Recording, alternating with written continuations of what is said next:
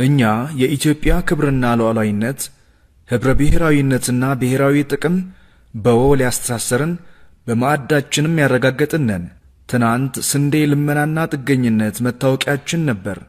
ዛሬ በላባችንና በእውቀታችን ምድሪቱን ቀስቅሰን ስንዴን የኩራታችንና የኤክስፖርት ምንጫችን አድርገናል።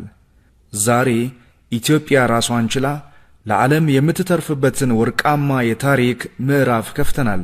እኛ ብልጽግና ፓርቲ ነን። ኢትዮጵያን ወደ ተምሳሌት ሀገር ከብልጽግና ጋር ኢትዮጵያን ወደ ተምሳሌት ሀገር እናሻግራት ሁላችንም በመደመር መድረሻችን ጫፍ እስከ ጫፍ እንዲሰማ ለኩሰው ይቀጣጠል የድል ሻማ። እኛ የኢትዮጵያ ክብርና ሉዓላዊነት ህብረ ብሔራዊነትና ብሔራዊ